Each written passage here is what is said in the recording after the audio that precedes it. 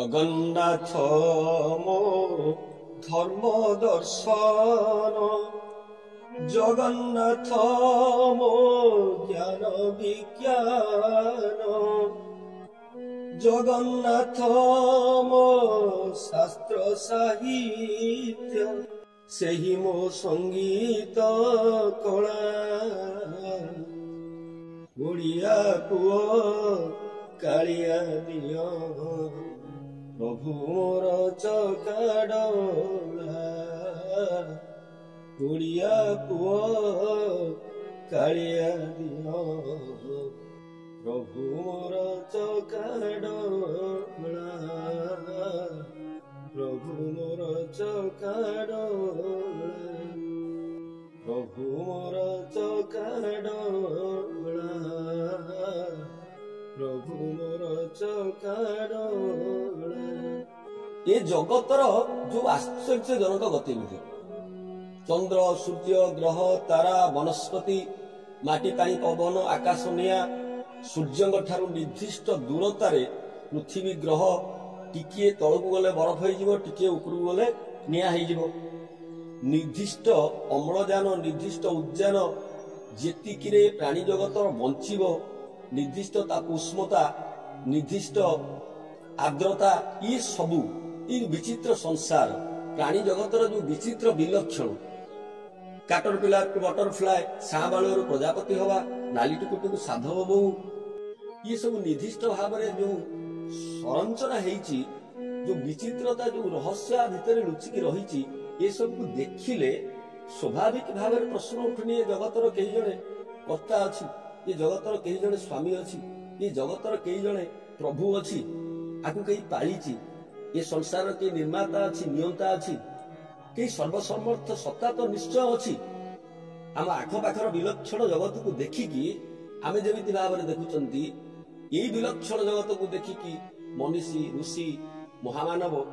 ନିଜକୁ ପ୍ରଶ୍ନ କରିଥିଲେ ଯେ ଏହାର ସୃଷ୍ଟିକର୍ତ୍ତା କିଏ, ଏଇ ସମସ୍ତର ସର୍ବସମର୍ଥ କର୍ତ୍ତା କିଏ, କିଏ ଏହାକୁ ତିଆରି କରିଛି, ଏହାର ସ୍ୱାମୀ କିଏ। ଏ ଜଗତକୁ ଦେଖିକି ଏ ଜଗତର କେହି ଜଣେ ନାଥ ଅଛି, କେହି ଜଣେ ସ୍ୱାମୀ ଅଛି, କେହି ଜଣେ ପ୍ରଭୁ ଅଛି, ଏ କଥାକୁ ସେ ଅନୁସନ୍ଧାନ କରିଥିଲେ, ମନନ କରିଥିଲେ, ଚିନ୍ତନ କରିଥିଲେ। ଯେତେବେଳେ ତାଙ୍କ ମନରେ ଜିଜ୍ଞାସା ଆସିଲା,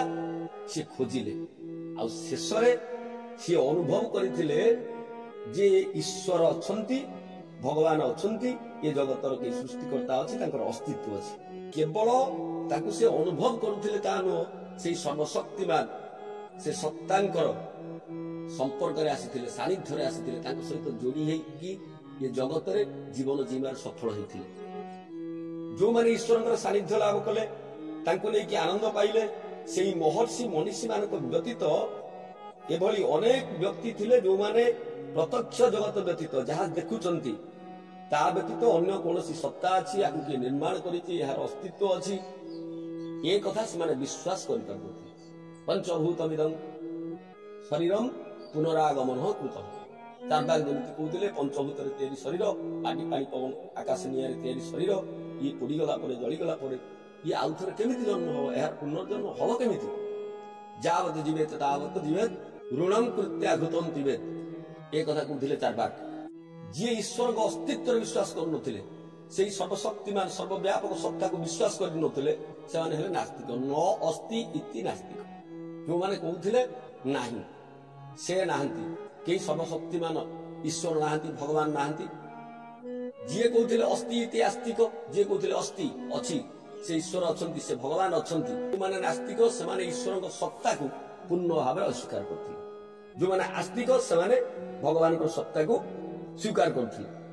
ସେବେଠାରୁ ଏହି ଆସ୍ତିକବାଦ ଆଉ ନାସ୍ତିକବାଦର ଦୁଇଟି ପରସ୍ପର ବିରୋଧୀ ଦର୍ଶନ ପ୍ରାଦୁର୍ଭାବ ହେଲା।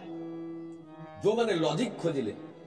ଯୋଉମାନେ ବିଜ୍ଞାନର କଷଟି ପଥରରେ ଭଗବାନଙ୍କୁ ପ୍ରମାଣ କରିବାକୁ ଚାହିଁଲେ, ସେ ନାସ୍ତିକ ମାନଙ୍କର ମତ ହେଲା ଯେ ଈଶ୍ୱର ପ୍ରତି ବିଶ୍ୱାସ ରଖିବା ଗୋଟେ ଅନ୍ଧବିଶ୍ୱାସ। ଇଏ ହଉଛି ଅଫିମଖିଆ ନିଶା, ଓପିୟମଫିମାସ। ଯଦି ବିଜ୍ଞାନ ଦ୍ୱାରା ଜଗନ୍ନାଥଙ୍କର ପ୍ରମାଣ ନ ହେଇପାରିବ, ସେ ଈଶ୍ୱର ସତ୍ତାର ଅସ୍ତିତ୍ୱ ପ୍ରମାଣିତ ହେଇପାରିବ ନାହିଁ, ତେବେ ତାକୁ ଆମେ ମାନିବା ନାହିଁ। ଯାହା ବିଜ୍ଞାନର ଲାବୋରେଟୋରୀରେ ଗବେଷଣା ନ ହେଇପାରିବ, ଯାହା ଆମେ ନ ଦେଖିପାରିବା, ନ ଛୁଇଁ ପାରିବା, ନ ଶୁଣି ପାରିବା, ନ ଖାଇ ପାରିବା, रूप रस गंध शब्द स्पर्श जहाँ को आम अनुभव न करिपरिबा सीए नाही बोली आमे धरी नवा ताको आमे विश्वास करिबा नै। ईश्वर नांदी तांकर कोनोसी अस्तित्व नाही कारण से विज्ञानर गवेषणागार रे प्रमाणित हेइ पारु नांदी। किंतु ए शताब्दी रे ए समय रे हमर विचार करिवार विषय जेतेबेले विज्ञानर अग्रगति हेछि जेतेबेले साइंस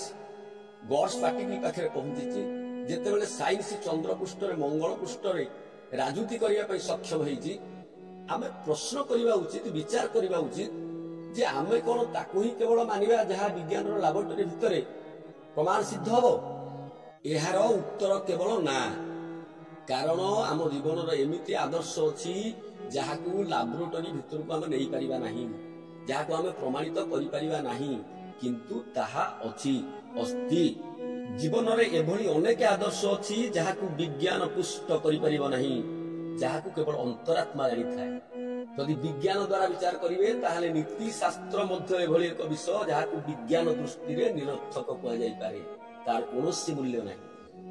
वस्तुतः जहाकू विज्ञान बोली कि कहा जाउची ता होची पदार्थ विज्ञान मात्र। ए पदार्थ विज्ञान अत्यंत सूक्ष्म ऐश्वर्य तत्व पर्यंत कोन पहुंची परिबो जे ए शरीर को देखुची मुंड कटिगला परे भी मु अछि हाथ कटिगला परे भी मु अछि मो गोड़ कटिगला परे भी मु अछि मो किडनी फुसफुस हृदय सबु एपट सेपट करके बदलै देला परे भी मु अछि तबे मु के मु कोन देह तेणु लैबोरेटरी भीतर को देह जाई परिबा आमे स्कैनिंग करिकी अल्ट्रासाउंड करिकी आमे केबे भी सूक्ष्म शरीर को देखै परिबा नहीं। तेणु ईश्वरीय तत्व ए सूक्ष्म तत्व को ये पदार्थ विज्ञान केमिति अनुसंधान करिवो एमति अनेक कथा अछि जा वैज्ञानिक दृष्टि अर्थहीन निरर्थक आम ताकू प्रमाणित करि परिबा नहीं किंतु सामाजिक सुख समृद्धि पे सी होती मेरुदंड समाज रे बंचिबा पाई नीति नैतिकता बंचिबा पाई मानव जीवन रो मूल्यबोध पाई सी होती मेरुदंड। उदाहरण विज्ञान दृष्टि कौन सी प्रजातिर माई और अंडीरा प्राणी भितर यौन संपर्क स्थापन यह एक स्वाभाविक कथा गोटे स्त्री सहित गोटे पुरुष मिश्र कौन सी प्रजातिर पशु पक्षी माने से माँ भौणी झील ये संबंध में कौन ज्ञान न थाए आउर कौन प्रतिबंधक ना किंतु मनीष समाज माँ भौणी झील एम सहित यौनाचार पापाचार नित्यांत पापाचार जहा केबे भी क्षमणीय नुहे। जदि आमर प्रश्न उठे जो सिद्धांत आम नहीं विज्ञान द्वारा जे कौन सी प्रजातिर माई और अंडीरा प्राणी भितर यौन संपर्क रही पारिबो तेबे आमे कौन यौन शब्दाचार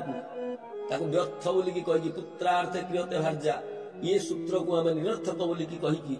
जहा सहित नाही ता सहित संपर्क रखिबा आम माँ आम भौणी आम झीवर मर्यादा को आमे भूली जिबा छाड़ी दबा। विज्ञान अनुसार जीव जीवर भोजन शास्त्र मध्य कहती जीव जीवस्य भोजन पेट प्रजनन पाई पेट पूरिया पाई प्रत्येक प्राणीर आवश्यक एवं जीवनर प्रधान कार्य होउची खाइबा जोगाड़ करिबा फूड क्लॉथ हाउस शेल्टर खाद्य वस्त्र बासगृह ये आमर अत्यावश्यक। तेणु जीव जीवस्य भोजन जीव जदि जीवर भोजन आमर छेली कुकुड़ा खाइबार किसी असुविधा नहीं। अरण्य जन्मिबा साके जो पेट पुरे सेई पोड़ा पेट लागी केबा पाप करे अरण्य रे जन्म होइथिबा साग बन रे बिलवाड़ी रे पोखरी कूले नई कूले उठिथिबा साग से साग पुला जदि भाजिकी खाइदबा ताहले भूख मरिଯିବ पेट पुरिଯିବ